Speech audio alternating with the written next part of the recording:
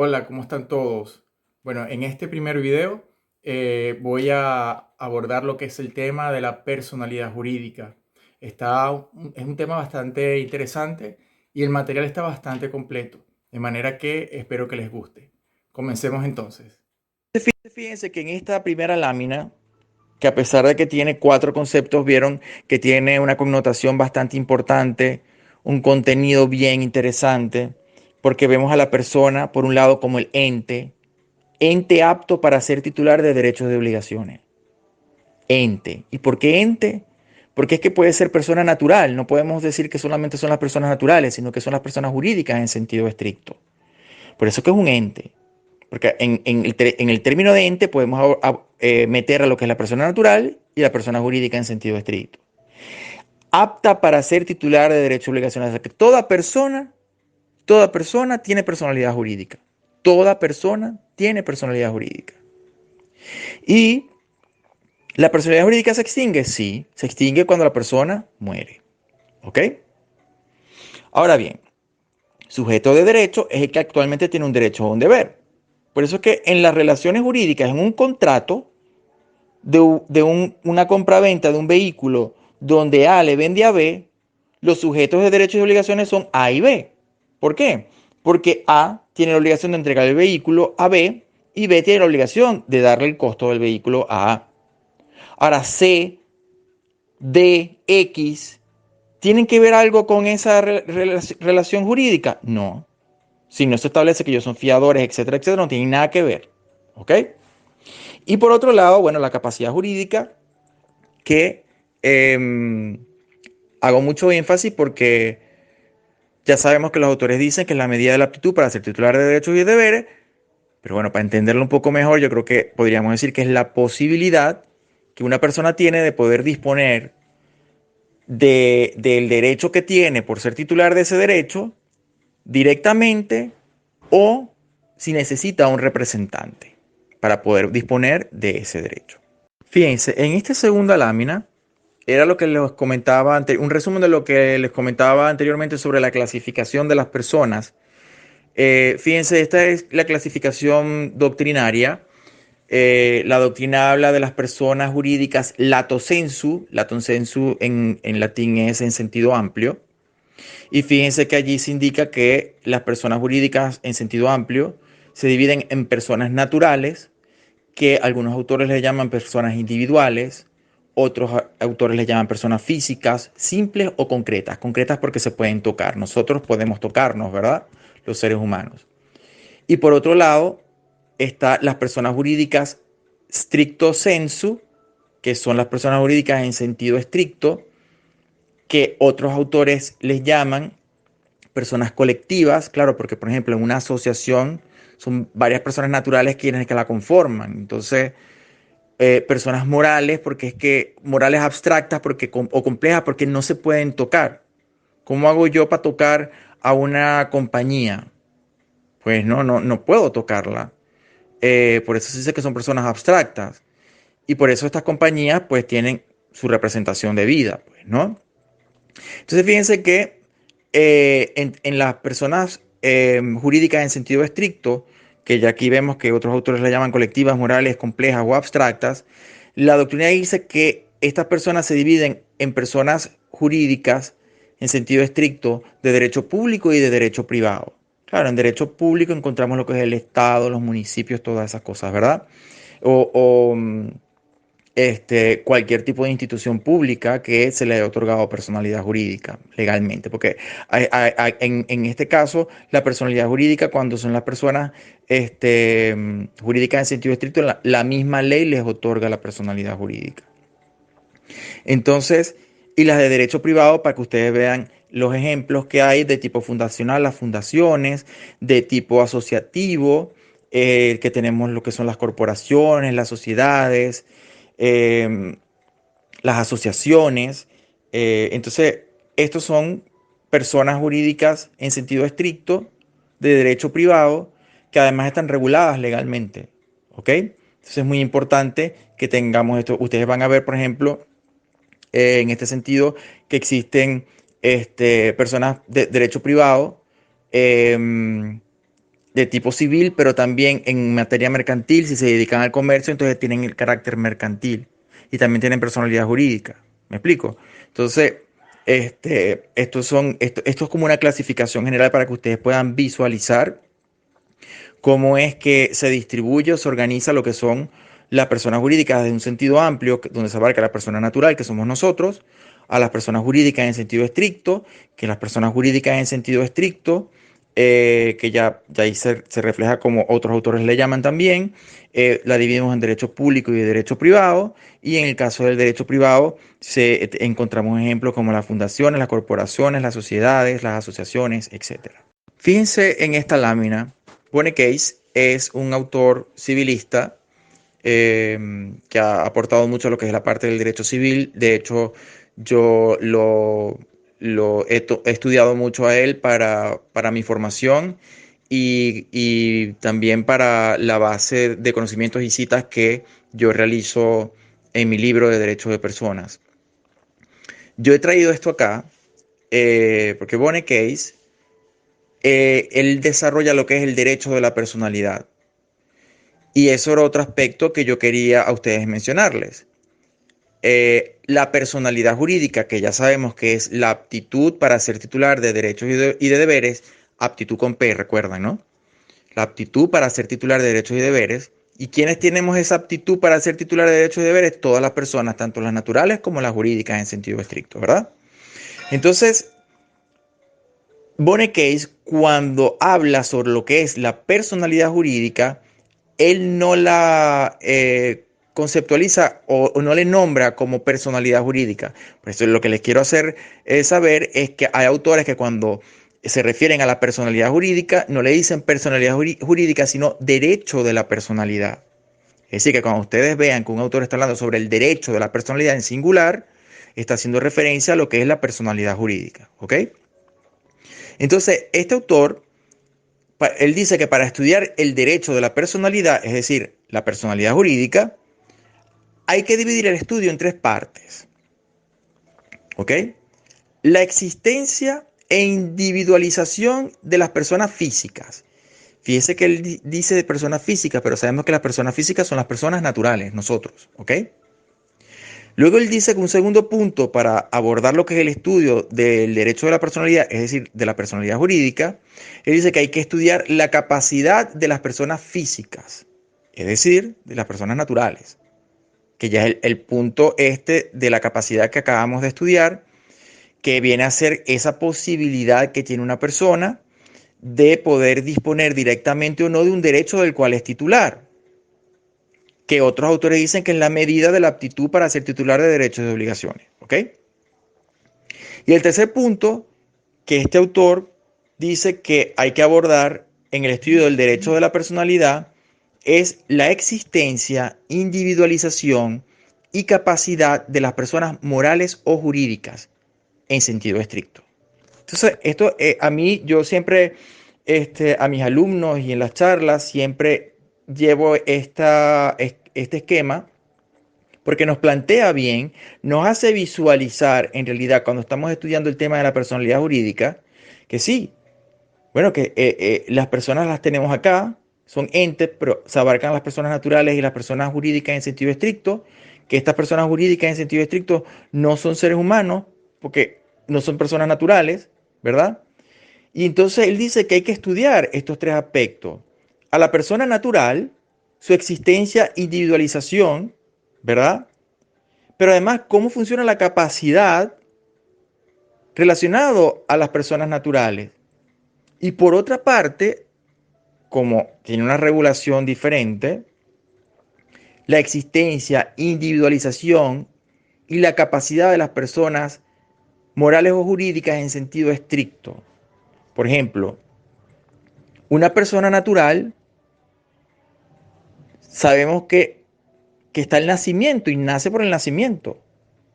Pero ¿desde cuándo se considera persona? Que eso lo vamos a ver ahora, las diferentes teorías, ¿verdad? Hay unos que dicen que desde el momento de la concepción, con la que yo estoy de acuerdo.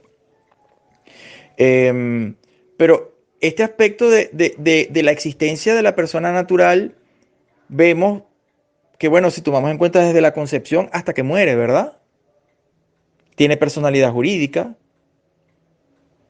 Y, pero esto no es así en las personas jurídicas en sentido estricto, porque una empresa no nace, o sea, no hay una mamá que dé a luz la empresa, no.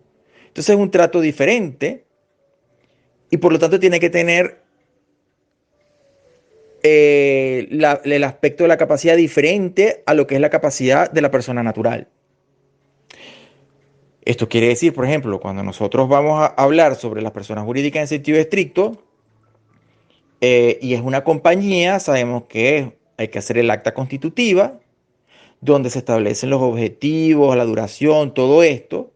Y como en la ley dice que las sociedades mercantiles o una asociación o una fundación tienen personalidad jurídica, cuando entonces esa acta constitutiva se registra, etcétera, se formaliza, entonces allí es cuando entonces este, se le da ese característica de estar apta para ser titular de derechos y deberes, aunque ustedes en derecho mercantil van a ver que están las sociedades de hecho, antes de ser registradas, que tienen ciertas funciones y que se les reconoce, pero obviamente se están dando cuenta que el estudio de lo que son la personalidad jurídica y la capacidad en las personas jurídicas en sentido estricto es diferente.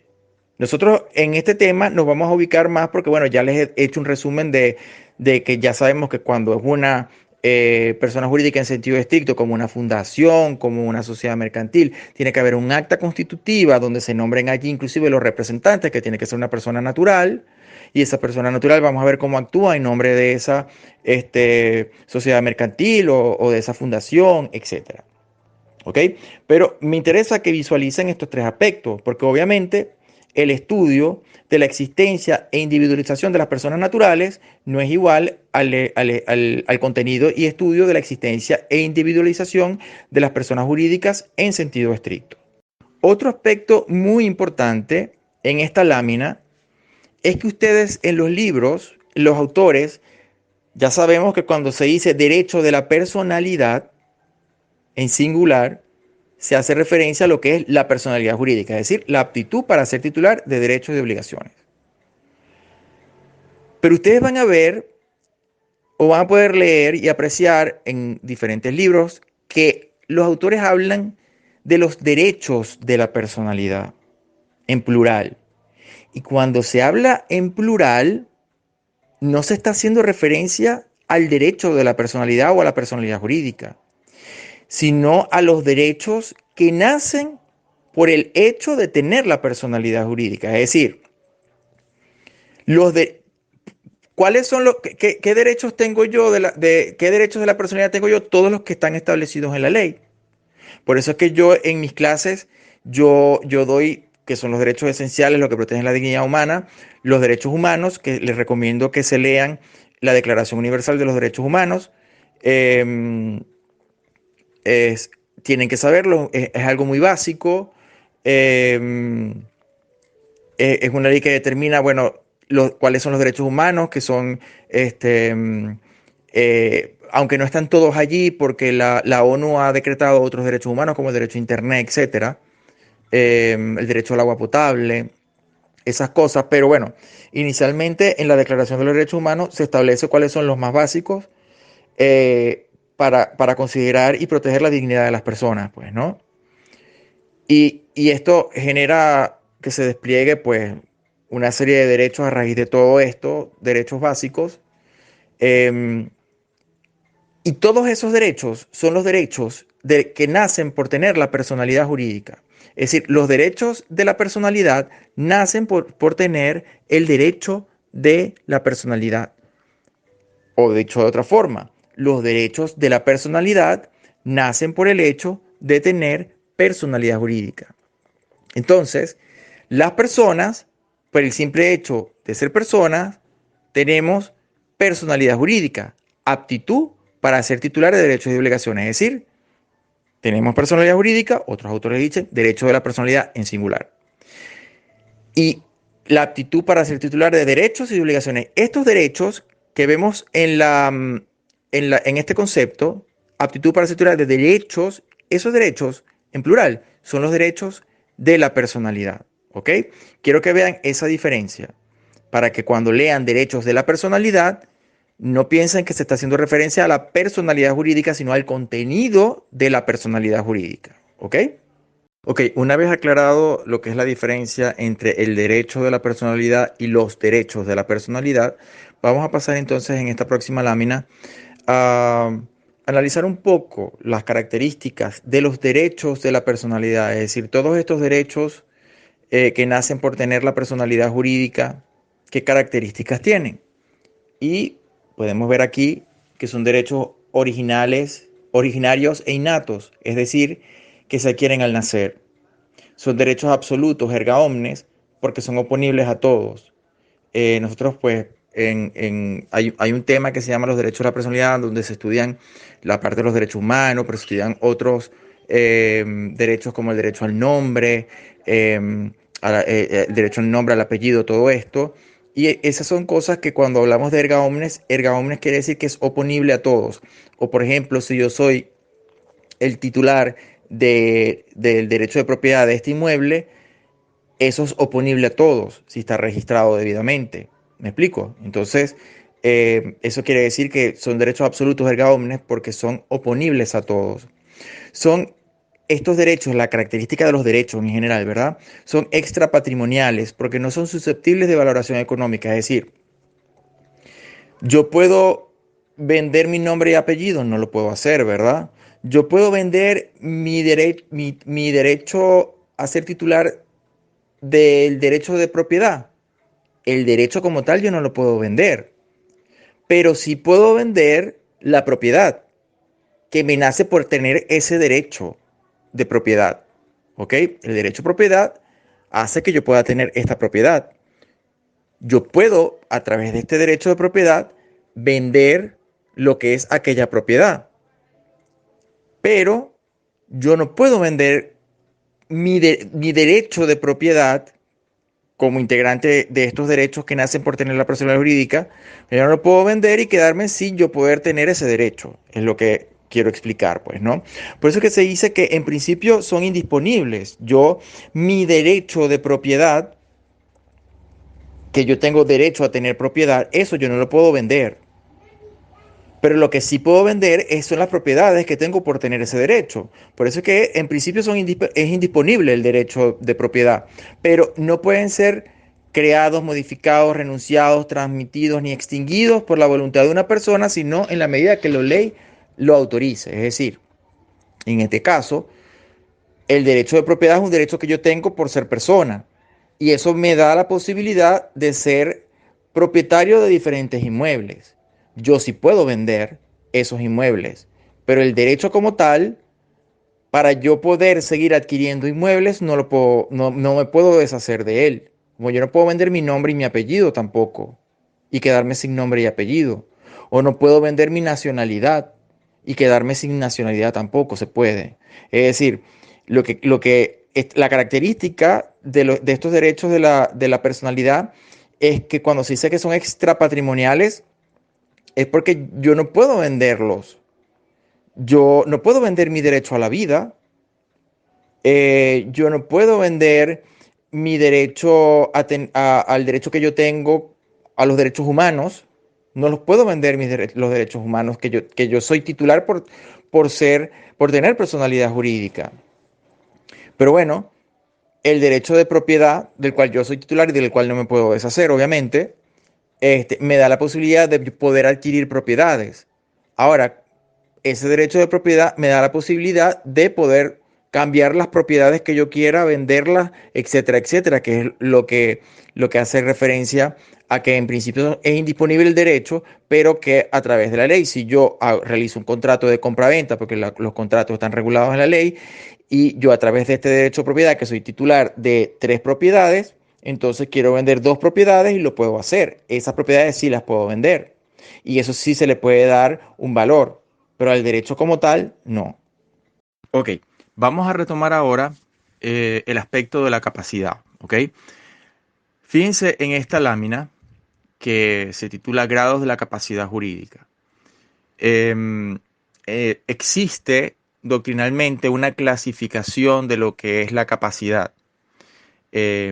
y en la doctrina se habla de lo que es la capacidad jurídica, que algunos autores le dicen capacidad legal, otros le dicen capacidad de goce, y todos se refieren a lo que es la capacidad jurídica. Y todos los autores la definen como la medida de la aptitud de ser titular de derechos y de deberes. O sea, es el típico concepto o el concepto tradicional que ya hemos estudiado, ¿verdad? Por otra parte, se encuentra lo que es la capacidad de ejercicio, que otros autores le dicen capacidad de disfrute o capacidad de obrar.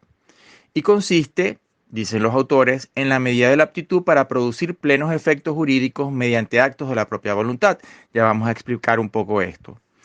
Y además, la capacidad de ejercicio se divide entre otras, en la capacidad delictual o de imputación, la capacidad procesal y la capacidad negocial o de ejercicio propiamente. Y por otra parte, tenemos también de una manera, bueno, ya tiene tiempo, pero ha sido algo novedoso en materia de protección de niños, niñas y adolescentes, cuando salió la ley, ¿verdad? De protección del niño, niña y adolescente, que es la capacidad progresiva. Lo que es la capacidad progresiva, podemos conseguir artículos relacionados en la LOPNA, en el artículo 8, el 10, 11, 13, 14, 86, 87 y 93, que nos ayudan pues a entender un poco de manera de fundamento legal lo que es la capacidad progresiva. Pero vamos entonces a detallar un poco esto que acabamos de exponer para poder hacer una diferencia puntual, ¿verdad? Porque fíjense que tenemos los conceptos que han dado todos los autores, pero vamos a darle nuestro toque, ¿verdad? Nosotros decíamos cuando hablamos de la capacidad que todos los autores la definen como la medida de la aptitud para ser titular de derechos y de deberes. Entonces decíamos, bueno, es la medida de la aptitud. Recuerdan aptitud con P, ¿no? Y esta aptitud para ser titular de derechos y deberes es la personalidad jurídica, que otros autores dicen derecho de la personalidad en singular, recuerdan, ¿no? Entonces, yo decía, pero bueno, al final, ¿la personalidad jurídica se tiene o no se tiene? Y se tiene por el hecho de ser persona y se extingue con la muerte. Em, y yo les había comentado que para mí una definición más exacta de lo que es la capacidad, ¿verdad? Es que consiste en la posibilidad que yo tengo de poder disponer de un derecho que yo soy titular, de poder disponer de ese derecho, de la titularidad de ese derecho de manera directa o, si no, por una representación. ¿Ok? En realidad, cuando nosotros nos referimos a la capacidad jurídica, legal o de goce que vemos acá en la lámina, la conclusión es que en realidad todos tenemos una capacidad jurídica. Es decir, todas las personas, la regla es que tenemos capacidad.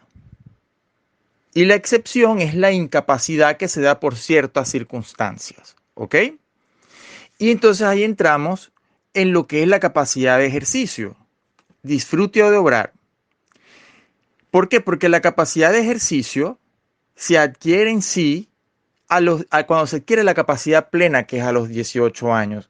¿Se recuerdan el ejemplo que yo les había comentado de María? Que ella había heredado un inmueble, ¿verdad? Y entonces, como ella era mayor de edad, por supuesto, ella al heredar el inmueble, el apartamento, ¿verdad? Entonces se hace la titular del derecho de propiedad de ese apartamento. Y como ella es mayor de edad, si ella quiere vender ese apartamento, ella lo puede hacer ella directamente. Y lo hace mediante un acto de su propia voluntad que es totalmente válido porque tiene esa capacidad plena. ¿Ok? Tiene la capacidad de ejercicio, disfrute o de obrar. Pero decíamos que si María no tuviera 18 años o más, sino que fuera menor de edad, es decir, menos de 18 años, ella no tendría la capacidad plena. Entonces, ella lo que tiene es una capacidad progresiva, que como tiene, si tuviera 17 años, esta capacidad progresiva ha avanzado mucho. Porque la capacidad progresiva que se determina en la LOPNA no es otra cosa que ver la capacidad, es decir, la posibilidad de poder ejercer directamente un derecho o por representante. En el caso de los menores de edad, siempre necesitarían un representante, que vamos a ver ese sistema de representación pues, en láminas posteriores. Pero en el caso de la capacidad progresiva, a pesar de que ellos siempre van a tener un representante, a medida, aunque la edad no es un determinante, pero se ve lo que es, se toma en cuenta lo que es el grado, la evolución, el grado de madurez que pueda tener la persona y se considera que en el transcurso de los años la persona va adquiriendo más conocimiento, más madurez. Desde el punto de vista de fijar una personalidad psicológica más avanzada, es más estable de manera emocional. Es decir, todo esto es como una evolución que se va dando y por supuesto, a eso se le llama algo progresivo. Va madurando más, va teniendo más conciencia de sus actos, etcétera.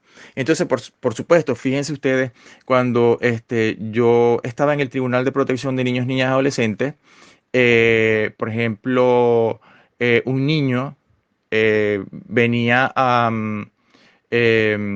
acudía al tribunal mediante su representante porque resulta que el niño había heredado un inmueble, ¿verdad? O, por ejemplo, estaba el papá y la mamá. Pónganse ustedes que la mamá murió, ¿ok? Entonces, claro, el niño hereda parte del inmueble y es propietario del inmueble conjuntamente con el otro progenitor, con el padre, ¿verdad? Pero de repente el padre quiere vender el inmueble. Entonces, claro, allí el padre no puede vender el inmueble porque él no es el propietario total, el niño también tiene derecho de propiedad. ¿Ok? ¿Qué sucede? Que bueno, el padre generalmente se acude al tribunal y se pide la autorización al tribunal para que sea el Tribunal de Protección de Niños, Niñas y Adolescentes que autorice la venta de la propiedad en el sentido de que se autorice la venta del derecho de propiedad de la parte que tiene el niño. ¿Ok? Entonces, en todas esas circunstancias, inclusive el padre va como representante, aunque como tienen intereses opuestos, hay que nombrarle una persona que le represente al niño también, pues, ¿no? Que le dicen curador para ese acto específico. Em, pero sí ven que cuando es de niños, niñas y adolescentes, sí es diferente este trato de que ellos puedan ejercer directamente el derecho. Ellos son titulares, pero para poder disponer necesitan completar esa incapacidad y lo hacen a través de sus representantes. Y en estos casos de venta de inmuebles, además necesitan la autorización de un tribunal. ¿Ok? Entonces, fíjense que estos son aspectos importantes relacionados a la capacidad progresiva. En el punto de la capacidad de ejercicio, les quería también comentar que fíjense que aquí se habla de la capacidad delictual o de imputación, porque bueno, ustedes saben que se considera en nuestra legislación que los niños ni adolescentes no tienen esa capacidad delictual, más los niños no tienen nunca, o sea, no se les puede imputar un delito, ¿ok? Pero sí podrían tener responsabilidad penal a partir de los 14 años, porque eso se incorporó recientemente en la ley. Antes eran 12, porque recuerden que en nuestra legislación se marca hasta los 12 años se consideran, antes de cumplir 12 años se consideran niños y de los 12 años hasta antes de cumplir los 18 años se consideran adolescentes. Entonces, en esta fase no se tiene capacidad delictual en el sentido de que no se les puede imputar delito porque no tienen esa capacidad para cometer delitos porque no tienen la capacidad plena. Entonces, pero sí se les puede exigir responsabilidad penal. Entonces, por ejemplo, a los niños nunca se les puede imputar ni darles responsabilidad tampoco penal, pero a los adolescentes mayores de 14 años, hasta antes de cumplir 18, sí se les puede, y existen jueces especiales en esta materia de responsabilidad penal del adolescente que no son los mismos de los de protección del niño, porque estos son jueces especiales en esta materia, que es en la parte penal. Pero fíjense que se habla es de responsabilidad penal del adolescente. Y en este sentido, si son juicios que se pueden, es decir, si ellos cometen un hecho ilícito, por ejemplo, que para un mayor de edad sería un delito, faltaría lo que es la capacidad delictual en este caso, y por lo tanto no se podría configurar como un delito como tal. Pero como es un hecho que no es lícito, entonces entramos a la parte de la responsabilidad penal del adolescente, que a través de un juicio em, le otorgan una sanción. Y en la LOBNA están determinadas cuáles esas sanciones. Y la sanción máxima que hay de manera excepcional es la privación de libertad. Entre otras sanciones está lo que es la amonestación, la realización, por ejemplo, de cuestiones de acudir a cuestiones psicológicas. Es decir, existen ciertas sanciones que se considera que son para beneficio del adolescente que ha cometido el hecho ilícito. Pero fíjense que eso es muy interesante, lo de la imputación. Y fíjense que cuando yo les hablo a ustedes de que hasta los 12 años, antes de cumplir los 12 años, se consideran niños, y después de los 12 años, hasta antes de cumplir los 18 años, se consideran adolescentes, aquí nosotros podemos resaltar lo que es la capacidad progresiva. ¿Por qué? Porque se considera que ya un adolescente a partir de los 12 años, que eso no quiere decir que sean 12 años, porque yo he visto adolescentes de 12 años que son menos maduros que unos de 10, pero es un parámetro que establece la ley para hablar de niños y para hablar de adolescentes, ¿no? Y se considera que la capacidad progresiva de los adolescentes es mucho más avanzada que la de los niños. En estos casos que yo le estaba comentando, por ejemplo, de esta autorización para vender un inmueble del cual el niño tiene propiedad, en el ejemplo que les estaba dando, ¿verdad? Fíjense ustedes que cuando es un niño que es menos de 2 años, siempre, así sean niños, por resolución del Tribunal Supremo de Justicia, se requiere la opinión. Eh, y así sea que interactúe con el juez, pero que el juez lo pueda ver, pues, ¿no? Y le preguntan sobre el asunto, claro, si su capacidad progresiva es muy mínima. Por ejemplo, si es una autorización para vender un inmueble del cual ese niño es propietario y resulta que el niño tiene 1 año, ¿cómo le vas a preguntar al niño si él está de acuerdo con la venta del inmueble? O sea, no tiene sentido. Pero yo cuando era juez, yo los llamaba solo para interactuar con el niño, o sea, verlo, tal, etcétera, pues, ¿no? Pero cuando su capacidad progresiva va más avanzada, al juez le interesa saber qué piensa ese niño de 10, 11, ¿no? O el adolescente, que es cuando ya yo creo que la ley le ha dado esa connotación porque esa opinión se vuelve más fuerte. No es que el niño va a decidir, no, pero la opinión se vuelve muy fuerte para que el juez la tenga en cuenta, porque su capacidad progresiva va avanzado. Entonces ya no es un niño de 1 año que no tiene un raciocinio, sino que ya es, en estos casos de los adolescentes, ya tienen un grado de madurez. Imagínense cuando el adolescente tiene 17 años, pues, ¿no? Entonces, la opinión que él puede decir, sí, yo estoy de acuerdo con la venta del inmueble, ¿por qué está de acuerdo? Entonces es una conversación que se da entre el juez y ese adolescente que tiene esa capacidad progresiva bastante avanzada, y el juez pues se sentiría más tranquilo de ver cuál es la opinión que tiene este adolescente porque su capacidad progresiva va mucho más avanzada. Por otra parte, en esto de la capacidad de ejercicio, encontramos la capacidad procesal. Fíjese usted, este es un tema muy delicado porque en el Código de Procedimiento Civil se establece que la capacidad procesal en realidad se adquiere cuando se adquiere la capacidad de ejercicio, que es cuando se adquiere la capacidad plena. Pero en la LOBNA se incorpora lo que es la capacidad procesal del adolescente. ¿Ok? Y esto es muy delicado porque independientemente, imagínense ustedes, y les cuento este caso. Una vez en el tribunal me sucedió que llegó una niña de 4 años asistida por un abogado. Entonces a demandar a su papá por obligación de manutención. Y yo, bueno, ¿y cómo es esto? ¿Y la mamá dónde está? Entonces yo, por supuesto, Y me dice, no, porque ahora con esto de la LOMNA, no, ya va un momento. Los que tendrían capacidad procesal, es decir, que pueden venir con un abogado, son los adolescentes, los niños no. Es decir, que ahí esa demanda no se podría admitir. Pero fíjense que hubo una vez que sí me llegó un adolescente, tendría él 14, 15 años más o menos, asistido por un abogado para demandar a su papá por obligación de manutención, basándose en la capacidad procesal de la LOBNA. Y esto es muy delicado. Yo, por ejemplo, yo hice un análisis cada vez que me llegaba, no fueron muchas, pero bueno, fueron varias, y yo apliqué este razonamiento, integré las normas. ¿Por qué? Fíjense ustedes, me llega este adolescente, tenía 14, 15 años más o menos, asistido por un abogado para demandar a su padre. Y yo decía, ¿y su mamá? ¿Su mamá sabrá? Ustedes saben que existe el régimen de la patria potestad, ¿verdad?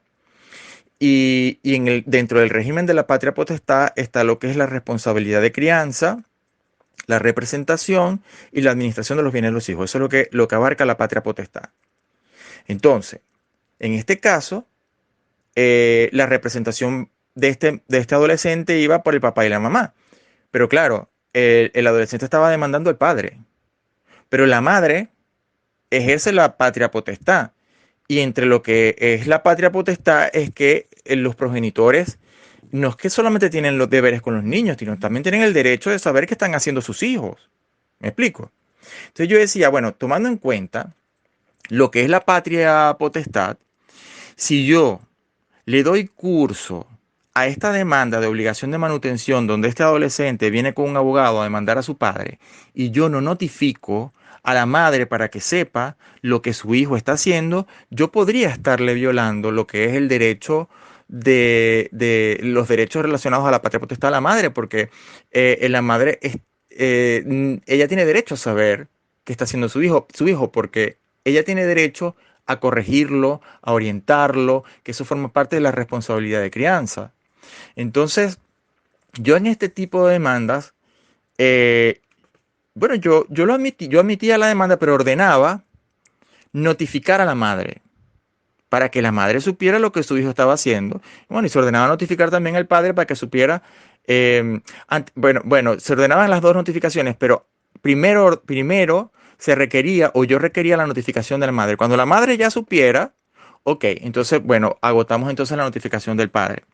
Pero en los casos que tuve durante todo el tiempo, no fueron muchos, pero bueno, fíjense que es bueno hacer este tipo de análisis, porque en todos esos casos resulta que cuando se notificó a la madre, en este caso, la madre vino al juicio a decir que el papá estaba cumpliendo con la obligación de manutención, que se la estaba entregando a ella en una cuenta, pero que es que resulta que el muchacho que tenía 14 años, él quería utilizar ese dinero para salir con sus amigos, para ir al cine, para ir a las cuestiones, y la madre le daba prioridad a la parte de la comida y la educación para hacer los gastos, porque imagínense ustedes, no se puede gastar el dinero en recreación y cómo queda la parte de la alimentación y la educación, los gastos que esto genera, pues, ¿no? Entonces resulta que yo me di cuenta que esta estrategia que yo utilizaba en estos juicios de obligación de manutención tenía que ser así. Es decir, ese análisis que yo había hecho era lo correcto, porque esto me permitió a mí entonces descartar esa demanda de obligación de manutención. E inclusive la madre nos llegó a comentar que bueno, que el padre era muy puntual, o sea, que no había incumplimiento de la obligación de manutención. Y yo me ponía a pensar, si yo no hubiera hecho ese análisis y si le hubiera dado curso a la demanda y estaban pidiendo medidas preventivas para embargarle el sueldo al padre, el padre pudo haber tenido un problema en su trabajo, porque yo no sé si ustedes saben que hay algunas empresas que cuando les llegan estas medidas de embargo del sueldo, del salario, este, tratan de salir, muchas de esas empresas tratan de salir del trabajador. Imagínense ustedes qué se hubiera pasado con este señor que era un fiel cumplidor de la obligación de manutención. Entonces, fíjense que estos aspectos son muy importantes, pues, ¿no? Este, relacionados a lo que es la capacidad.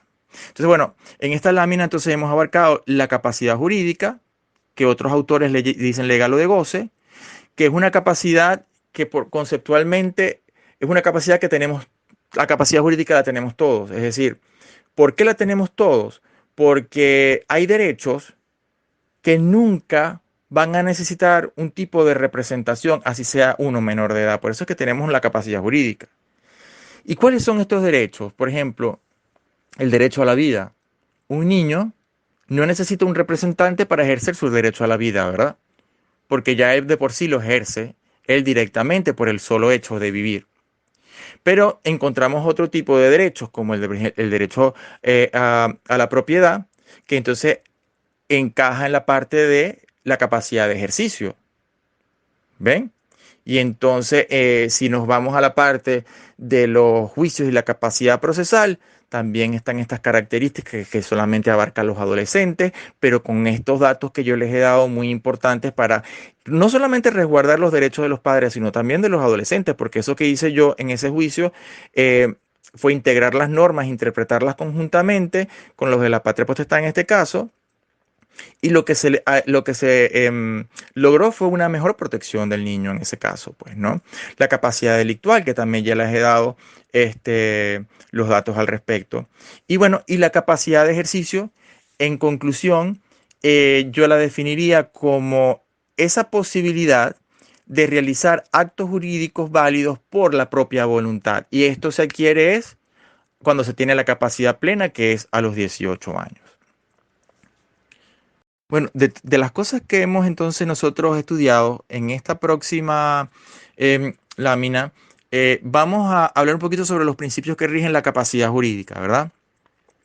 Y es como un resumen de lo que hemos hablado, porque por ejemplo, fíjense en el primero, una persona natural, las personas naturales recuerdan que somos nosotros, los seres humanos, siempre tendrán capacidad jurídica, legal o de goce, eso es cierto, siempre la vamos a tener porque existen derechos, le repito, que no necesitan representación, así seamos menores de edad, para poderlos ejercer, como el derecho a la vida. Todo el mundo tiene que respetar ese derecho a la vida, y el niño lo disfruta ese derecho sin ningún tipo de representación. Por eso es que todos tenemos capacidad jurídica.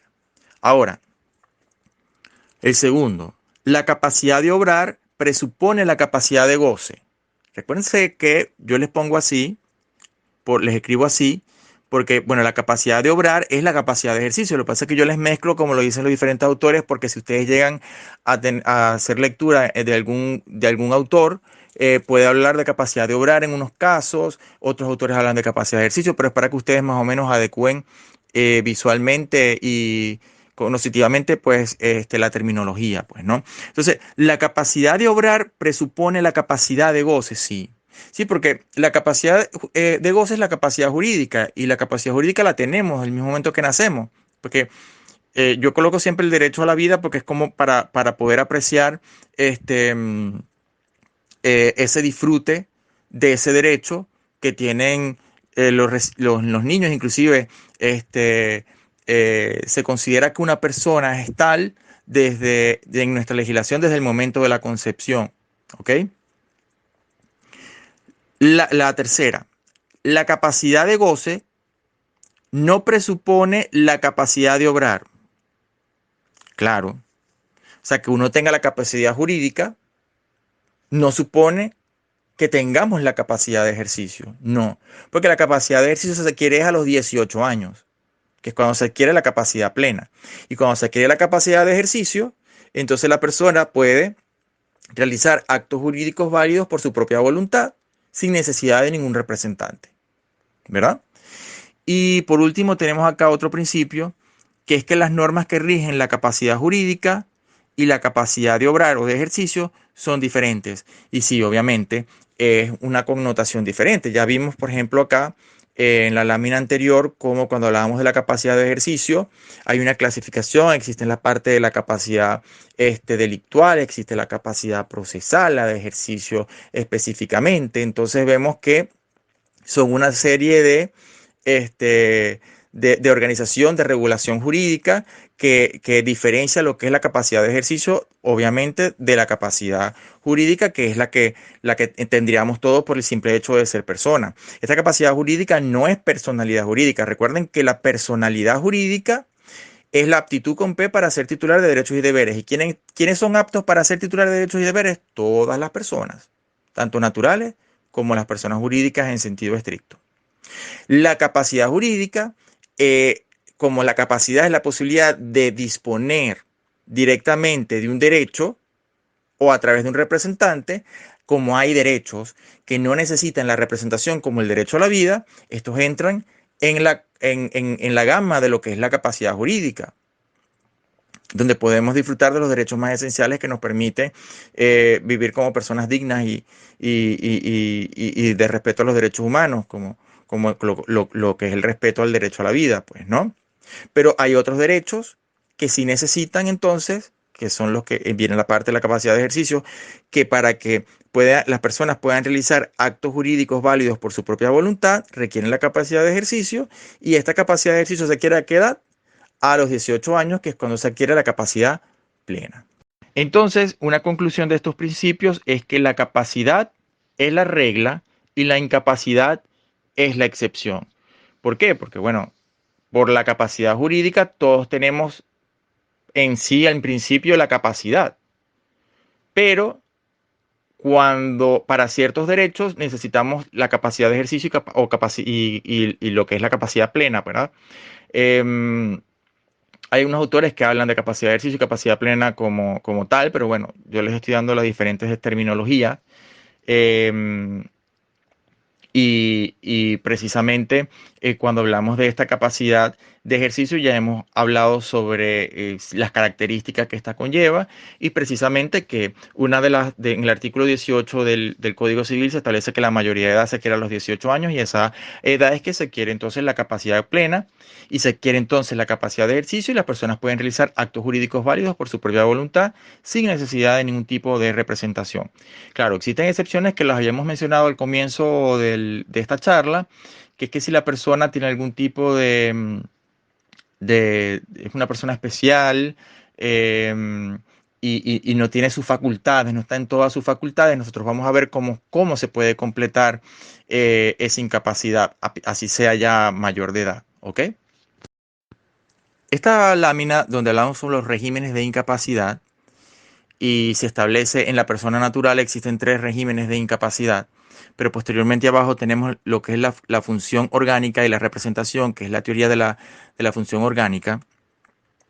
Esta teoría de la función orgánica se refiere a las personas jurídicas en sentido estricto, que ya vamos a dar algunos tips sobre eso. Pero vamos primero a analizar cómo son estos regímenes de incapacidad, es decir, cómo se puede completar la incapacidad que tiene una persona. Por ejemplo, porque es menor de edad. ¿Ok? Entonces, como no tiene la capacidad plena. Entonces, fíjense ustedes que existen tres regímenes. El régimen de representación. Fíjense ustedes aquí, el régimen de representación, el incapaz es sustituido por otra persona quien realiza el negocio jurídico. Vamos a leerlos para posteriormente darles los tips para poder diferenciar la una de la otra. ¿Ok? El régimen de asistencia. En el de representación ya vimos que el incapaz es sustituido. La voluntad del incapaz es sustituida por la del representante. ¿Ok? En el régimen de asistencia, el incapaz conserva la iniciativa y voluntad de realización del negocio jurídico y no es sustituido, sino que para la validez de un acto se requiere la actuación conjunta del incapaz y de la persona que lo está protegiendo o representando, es decir, la persona que lo asiste. Por otro lado, tenemos el régimen de autorización, que es que si la persona tiene la función de aprobar o improbar los negocios jurídicos, entonces se dice, ya no es de asistencia, sino que se habla de autorización. Ok, no es complicado. Es lo que es la parte de la representación de la persona que no tiene esa capacidad plena. ¿Ok? Vamos a ubicarnos en los niños, que es lo más común, lo más... Los niños, niñas y adolescentes. Es decir, los niños, niñas y adolescentes no tienen capacidad de ejercicio. Habíamos hablado que tienen capacidad progresiva y dependiendo de la evolución, madurez y de la, se toma en cuenta un poco la edad, porque debería haber una relación entre la madurez y la edad, tienen es una capacidad progresiva, pero que al final no logran una capacidad plena para lograr lo que es la capacidad de ejercicio. Entonces, eh, el régimen de representación, cuando son niños, ¿se acuerdan que habíamos hablado? Niños son desde hasta antes de cumplir los 12 años de edad, ¿ok? 11 años y pico, hasta antes de cumplir los 12. Se podría considerar, y sobre todo cuando los niños están muy, muy, muy pequeños, que no tienen lo que es la parte del sentido común ante 5, 4 años, 3 años, pues, ¿no? En estos casos se podría decir que cuando son niños, podría dar un régimen de representación estricto. Este régimen de representación es el primer cuadro que tenemos acá, que es donde el incapaz es sustituido por otra persona quien realiza el negocio jurídico. Por ejemplo, en estos casos, cuando eh, en estos casos, ¿verdad? Generalmente, cuando es necesario demandar a un progenitor por obligación de manutención y el niño es un niño, va la madre en representación del niño. El niño no va, sino que la madre va representando al niño. No es que estoy diciendo que siempre es que tiene que ser la madre quien demande la obligación de manutención. Ojo, no. Estoy poniendo un ejemplo. Hay veces que el padre es el que tiene a los niños y demandan es a la madre. ¿Ok? El padre custodio, que puede ser el padre o la madre, si el otro progenitor, si es, por ejemplo, el que tiene la custodia es el padre, y la madre no aporta para la obligación de manutención, el padre puede demandar a la madre. Pero bueno, en casi siempre la madre es la que tiene a los niños, no siempre es así. Y por eso que pero estoy dando estos ejemplos, pero no quiero que ustedes visualicen, no, es que aquí solamente se puede demandar al padre. No, no, no. En obligación de manutención, el padre que tiene la custodia, que puede ser el papá o la mamá, puede exigirle al otro progenitor, si el que tiene la custodia es el padre, puede exigirle a la madre que colabore con la obligación de manutención. ¿Ok? Aclarado esto, continúo con el ejemplo.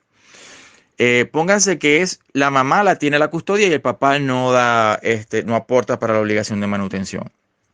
Y es un niño, tiene menos de 12 años. Entonces allí yo pienso que perfectamente se puede dar un régimen de representación estricto donde va la madre en representación del niño a demandar la obligación de manutención. Esto no quiere decir que el juez no tenga la obligación de llamar al niño para escucharle su opinión. Siempre se requiere la opinión. Como ya les dije, por resolución del Tribunal Supremo de Justicia, siempre hay que llamar a los niños, independientemente de la edad. Y yo les comenté que cuando era muy chiquito, para cumplir con esta resolución, yo llamaba a los niños, interactuaba con ellos, simplemente para verlos, etcétera, etcétera. Pero cuando ya tienen la capacidad progresiva más avanzada, sí hay una entrevista un poco más profunda relacionada al tema del cual trata el juicio. Ok, continuamos. Tenemos el régimen de asistencia, que lo podríamos ubicar para los adolescentes, ¿verdad? Porque supone que los adolescentes tienen la capacidad progresiva más avanzada. Si tienen y por eso es que el legislador diferencia a los adolescentes de los niños. Entonces, yo pienso que el régimen de asistencia se le puede aplicar perfectamente a los adolescentes. A pesar de que en obligación de manutención, por ejemplo, si es la madre que va a demandar al padre para que dé alimentos para el niño o para el adolescente, generalmente siempre va la madre, ¿verdad? En representación del niño o del adolescente. Pero si es adolescente, debería ir el adolescente con la madre y firmar. Porque acuérdense que además la parte del adolescente que la LOPNA le da capacidad procesal, ¿no? Y además, ¿por qué? Porque sería un régimen de asistencia. Y en el régimen de asistencia, confluyen ambas voluntades. Es decir, la voluntad del incapaz, que en este caso sería del adolescente, no es sustituida por la de la madre. ¿Ok? Entonces, en realidad, el adolescente debería ir conjuntamente representado o asistido, mejor dicho, por la madre para introducir la demanda de obligación de manutención. Cosa que en la práctica siempre va desde el progenitor. Pero como de todas maneras, independientemente, hay que llamar al adolescente para que dejar constancia de lo que él opina, pues ahí pues uno dice, bueno, ya el adolescente está al tanto de todo esto. Pero si nos ponemos a analizar lo que es el sistema de representación con lo que es la representación estricta y el régimen de asistencia, entonces para los adolescentes se debería aplicar el régimen de asistencia y ellos tendrían que ir con el representante a firmar la demanda. ¿Ok? Cosa que no sería en el de representación, porque en el del régimen de representación estricto, la voluntad del incapaz es sustituido por otra persona. Por ejemplo, la madre, si el niño tiene un año, la madre va en representación del niño. Pues, ¿ok? Entonces ya hemos abarcado el régimen de representación y el régimen de asistencia, que lo hemos tratado de relacionar con la parte de los niños y el de asistencia para los adolescentes. Y por otra parte tenemos el régimen de autorización, que acá se dice que si la persona tiene la función de aprobar o improbar los negocios jurídicos. Fíjense ustedes que hay ciertos actos que se requiere no la asistencia, sino la autorización. Por ejemplo, cuando un adolescente, teniendo la edad para poder contraer matrimonio, se pusieron, antes eran 14 las adolescentes y 16 los adolescentes. Ahora pusieron por sentencia que ambos fueran de 16, porque claro, era como un tipo de discriminación, porque las mujeres sí, porque los chicos no, ¿no? Entonces, bueno, por una sentencia del TCJ ahora son a los 16 años los dos. Modificaron pues el Código Civil en ese sentido. Pero en los casos de los matrimonios, de los adolescentes no, como no tienen la capacidad plena, ellos no pueden ir al registro civil y decir, nos queremos casar. Y el registrador les va a decir, ah, sí, vengan para casarlos por aquí. No. Si son menores de edad, como no tienen esa capacidad plena y no tienen la capacidad de ejercicio, no pueden realizar actos jurídicos válidos de ese tipo por su propia voluntad, sino que necesitan que esté presente el representante, que serían los progenitores.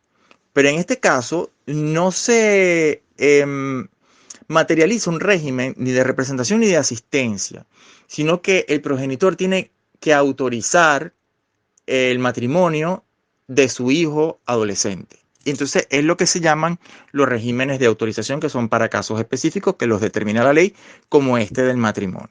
Entonces, bueno, estos son los tres tipos de regímenes de incapacidad con los cuales se podría llegar a completar la incapacidad de una persona, pues, ¿no?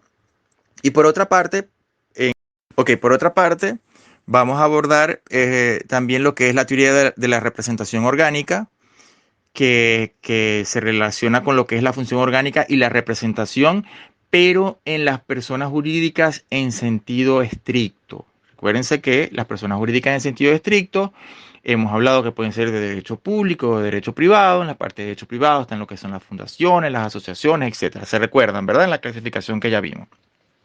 Para esto, vamos a analizar una sentencia de la antigua Corte Suprema de Justicia, muy vieja, pero a mí, yo desde que yo leí esa sentencia, pues yo dije, esto es como una explicación perfecta para que se pueda visualizar cómo es esto de la representación en las personas jurídicas en sentido estricto, porque obviamente, como habíamos mencionado, lo que es la representación en las personas jurídicas en sentido estricto no tiene absolutamente nada que ver con lo que hemos estudiado de la representación en las personas naturales, que ya vimos hasta los regímenes de incapacidad. Pues nada de esto sucede así en las personas jurídicas con sentido estricto, porque ajá, no nacen porque no hay una mujer que pueda dar a luz una empresa. Y además la empresa no necesita tener 18 años para tener capacidad plena. Nada de esto se aplica en lo que son es un trato diferente. Y por eso es que cuando hablábamos de Bonnecay, ¿se acuerdan del civilista? Él decía que esto había que estudiarlo aparte porque obviamente es una regulación, es un trato totalmente diferente. Entonces, vamos a ver cómo es esto de la teoría de la representación orgánica que abarca la función orgánica del órgano y la representación, cómo se puede representar a una compañía, por ejemplo. ¿Cómo es todo esto? Fíjense ustedes, esta es una sentencia del 3 de agosto de 1959, ¿ok? Pero fíjense el contenido es de la Sala de Casación Civil, Mercantil y del Trabajo, ¿ok? Vamos nosotros a analizarla. Yo se las he pasado para que ustedes más o menos, pero de todas maneras la hubiesen podido leer anteriormente, pero bueno, ahí vamos a tratar de analizarla porque es allí donde vamos a poder nosotros poner en práctica lo que hemos estudiado además en esta charla, pues, ¿no? Fíjense ustedes, comencemos. En sentencia del 3 de agosto de 1959, esta Corte dejó establecido que cuando las sociedades o compañías litigan, usted sabe que litigar es cuando se va a juicio, ¿verdad? A través de las personas naturales que les sirven de órganos, es decir, vamos a analizar hasta acá. ¿Qué dejó establecido la Corte en esta sentencia? Que las sociedades o compañías, o sea, una compañía tiene que ir a un juicio. ¿Y cómo va a un juicio? Tiene que ser a través de su representante, que es una persona natural. ¿Ok? ¿Y cómo se sabe dónde es que está, quién es el representante de esa empresa? ¿Qué persona natural es la representante? Porque en el acta constitutiva se establece quién es el representante, que obligatoriamente tiene que ser una persona natural. ¿Ok? Y esa persona natural le sirve de órganos. Es decir, como la empresa no tiene manos, ni piernas, ni pies, esa persona natural que esté investida de representación por el acta constitutiva de la empresa es la que, cuando esa persona actúa, entonces los brazos, en los movimientos de esa persona se encarnan en lo que es la empresa, pues, ¿no? Entonces, continuemos. Y dice la Corte que esta situación no se trata de una persona que representa propiamente a la otra, sino que es la misma persona a que actúa en juicio y se presenta por sí, solo que como entes no corpóreos, porque habíamos dicho que por eso algunos autores le dicen a las personas jurídicas en sentido estricto, personas abstractas, porque como no tienen cuerpo, ¿verdad? Como las tocamos. Entonces, como dice acá, como entes no corpóreos que son, están imposibilitados de presentarse o manifestarse en la vida real de otro modo que no sea por medio de esas personas naturales. Estamos claros hasta acá. Es que las referidas personas jurídicas no pueden llevar a cabo actos judiciales sino por medio de sus órganos, oficios institucionales impermanentes. Estos órganos, oficios institucionales y permanentes no son otra cosa que las personas naturales que por el acta constitutiva han sido investidas para que actúen en nombre de esa persona jurídica en sentido estricto, que sería una compañía, por ejemplo.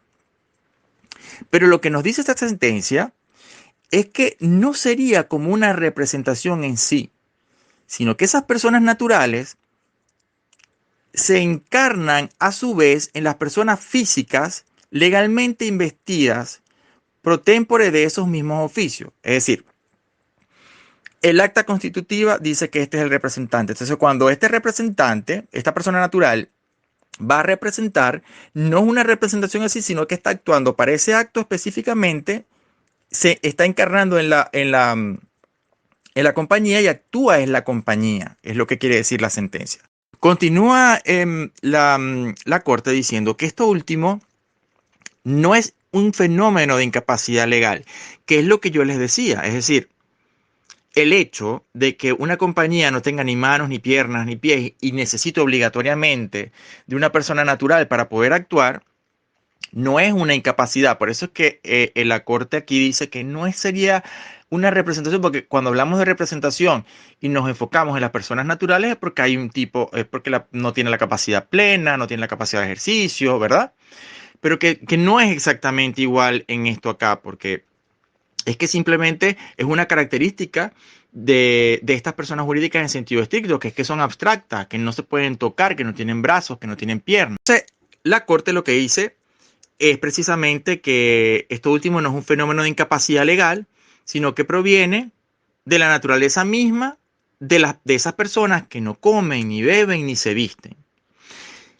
Y por eso es que la Corte dice que no quita para que también respecto a estas personas jurídicas se acostumbre a hablar, aunque inapropiadamente, de representación. Ellos dicen, bueno, sí, obviamente la persona natural que se nombra como representante en el acta constitutiva, porque es que se le dice así, el representante será fulanito de tal, pero esto lo que dice es que para que no confundamos lo que es la representación con la representación de las personas naturales, es mejor, dicen ellos, aunque tampoco es lo más, lo que podría encajar, pero es que como que lo mejor que podría hacer para hacer la diferencia, es que cuando hablemos de las personas jurídicas en sentido estricto y hablemos de esa representación que hacen las personas naturales, mejor hablemos que le agreguemos el término de orgánica, es decir, hablemos de representación orgánica. Entonces, es muy importante que cuando ustedes vayan a redactar una compañía, el acta constitutiva de una compañía, y ustedes vayan a establecer lo del representante, se acuerden de esto, y ustedes pongan el representante orgánico es fulanito de tal.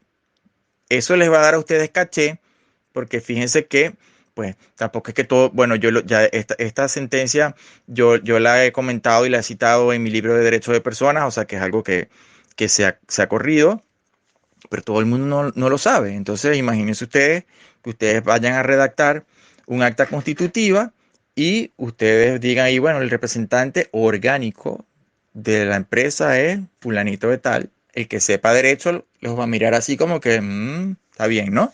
Entonces, bueno, estos son datos que les voy dando para que ustedes los vayan tomando en cuenta y, y pues vean lo que ha sido un poco la diferencia entre lo que es la parte de la representación orgánica de las personas jurídicas en sentido estricto y lo que es la parte de la representación en las personas naturales, que ya inclusive abarcamos los regímenes de incapacidad para las personas naturales y vimos los tres regímenes, que es el de representación estricto, propiamente, el de asistencia, que es un régimen de representación asistencial, y el de autorización. ¿Cómo puede verse limitada entonces la capacidad jurídica en el derecho venezolano? Fíjense, yo he organizado esta clasificación para que podamos visualizarla de una manera más sencilla y lo he esquematizado así en estos puntos, pues, ¿no? En relación con la nacionalidad, ¿cómo podría verse limitada la capacidad jurídica acá en Venezuela, en el derecho venezolano, pues, ¿no? Fíjense ustedes, un extranjero que llega a Venezuela, entonces él resulta que quiere lanzarse para presidente de la República. Ahí tiene su capacidad limitada porque para ser presidente de la República entonces se requiere ser venezolano por nacimiento, ¿ok? Encontramos, por ejemplo, en relación con el estado de la persona. Recuérdense que cuando hablamos aquí de estado es el estado civil de la persona. Una persona que está casada, ¿verdad? Se le limita su capacidad para volverse a casar mientras esté casada, porque no puede estar casada dos veces. ¿Vieron? Estos son como ejemplos sencillos, pero para que ustedes visualicen cómo puede verse limitada esa capacidad jurídica en las personas en el derecho venezolano, pues, ¿no? Tenemos, por ejemplo, en el tercer cuadro, en razón de la función pública que ejerce. Bueno, bueno, yo les estoy colocando allí diferentes ejemplos para que ustedes posteriormente, si quieren revisar la Constitución y el Código Civil, pues lo hagan y podrán visualizar también otros ejemplos como los que yo les estoy dando. En este tercer cuadro, en razón de la función pública que ejerce, por ejemplo, existen prohibiciones legales. Por ejemplo, para dar un ejemplo así que puedan visualizar, un alcalde que está en sus funciones, pero el alcalde a la vez tiene empresas.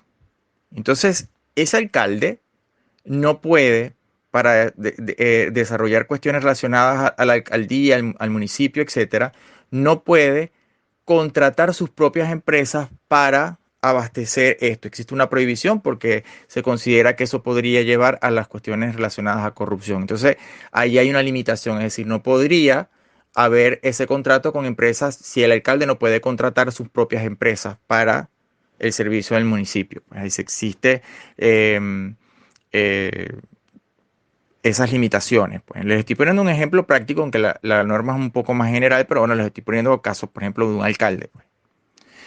En razón de las medidas punitivas, por ejemplo, ahí en el artículo 810 del Código Civil es un punto que habla sobre las personas indignas.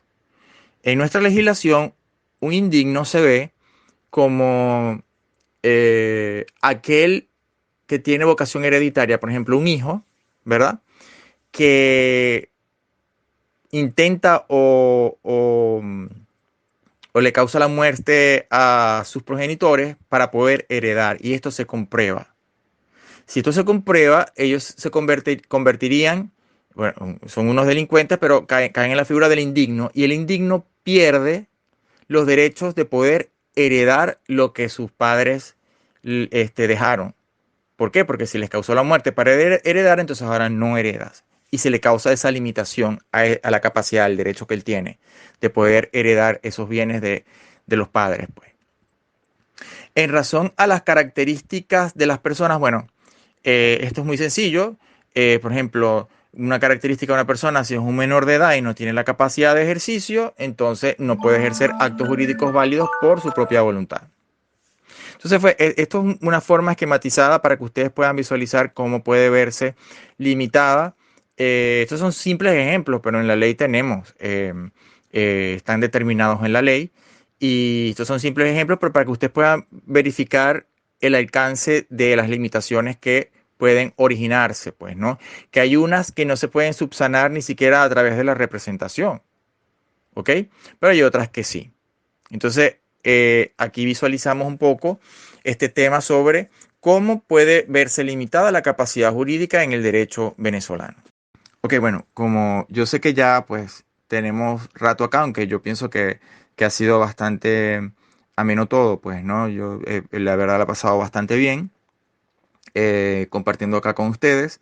Pero bueno, ya vamos a culminar esta charla con esta lámina donde vamos a abordar lo que son las restricciones a la capacidad de ejercicio en las personas naturales. Personas naturales, recuerden, nosotros los seres humanos, y la capacidad de ejercicio que es la posibilidad de lo que es de ejercer, de realizar actos jurídicos válidos por la propia voluntad sin necesidad de representación. Ahora, esta capacidad de ejercicio, ¿cómo puede verse restringida?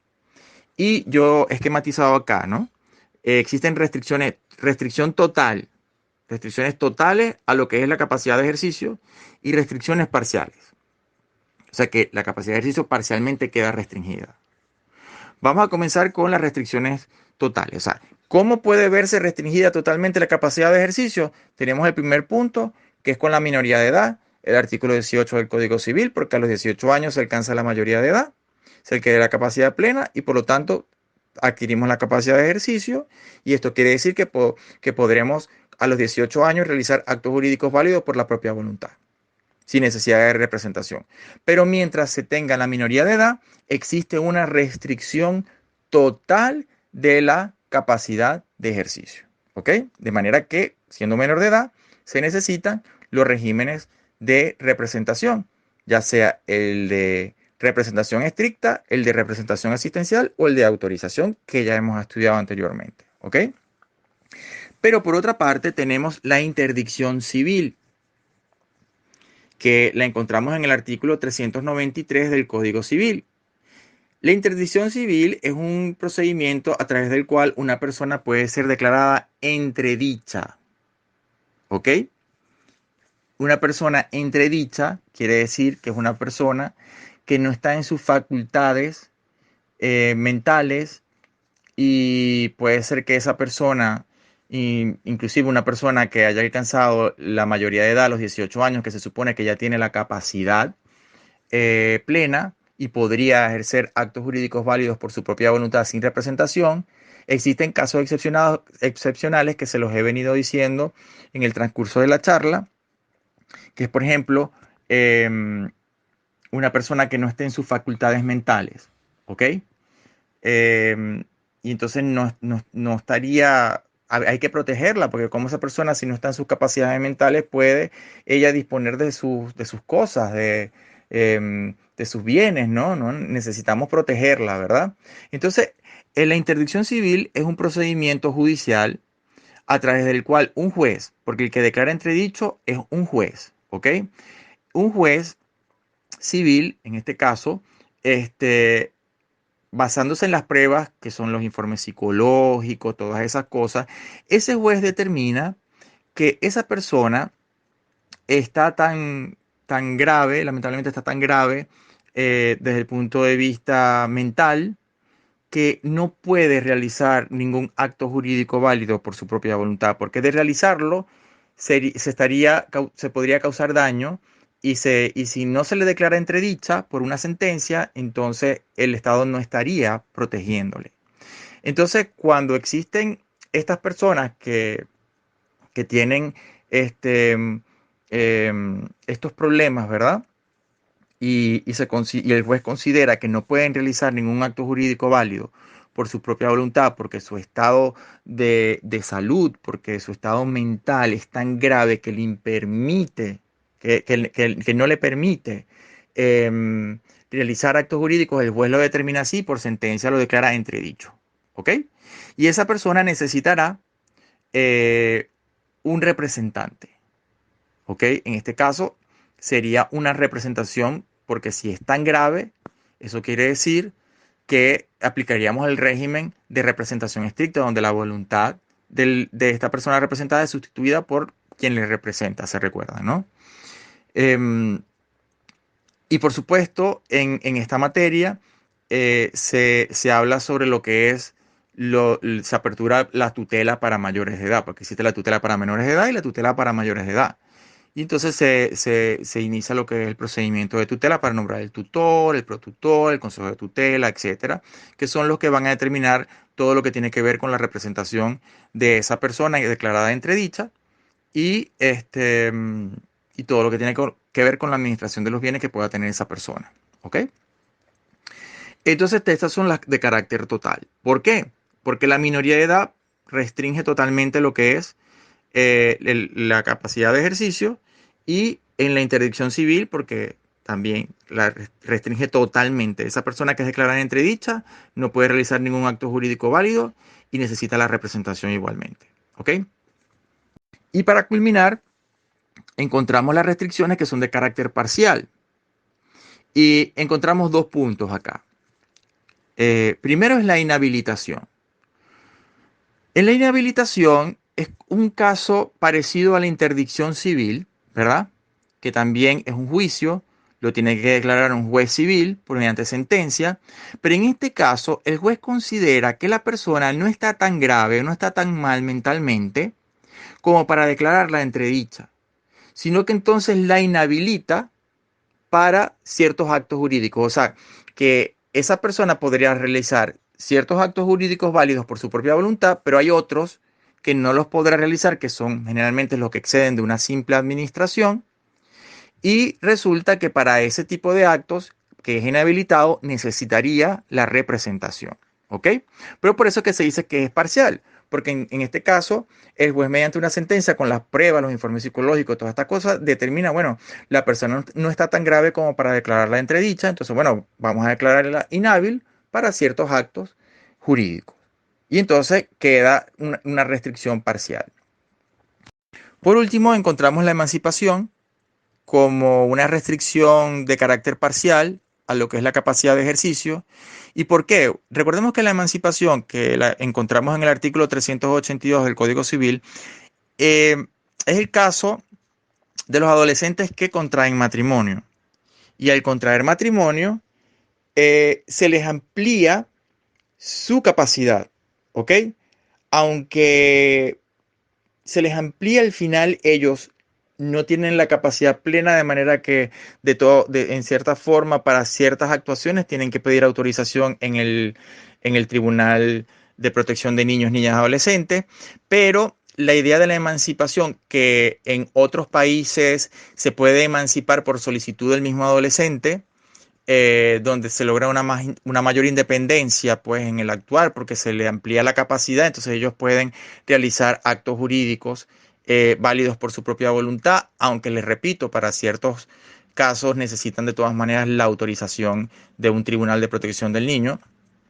Eh, en Venezuela, la única forma de emanciparse es a través del matrimonio, es decir, un adolescente que teniendo la edad, autorizado por su padre, contrae matrimonio, él se emancipa. Eso quiere decir que se vuelve como más independiente, se le amplía su capacidad y pueden entonces realizar actos jurídicos válidos por su propia voluntad, con las restricciones de ley, por supuesto, porque no tienen todavía la capacidad plena. Entonces, como no tienen esta capacidad plena, a pesar de que se les ha ampliado su capacidad, es decir, más que lo que tendría un adolescente que no estuviera casado, porque es que recuerden que cuando se contrae matrimonio entran los derechos y los deberes en el matrimonio, entonces esto de una u otra forma amplía, y la idea de la emancipación, que en Venezuela solamente se adquiere, les repito, a través del matrimonio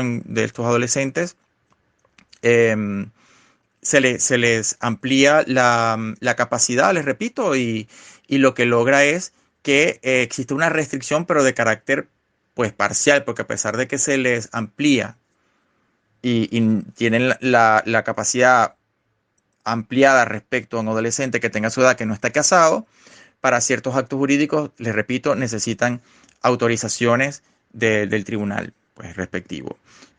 Con esto entonces abordamos lo que son las restricciones de la capacidad de ejercicio en las personas naturales, con lo que son las totales, que son la minoría y la interdicción civil, y las parciales, que es la inhabilitación y la emancipación. Bueno, con esto finalizamos esta videoclase.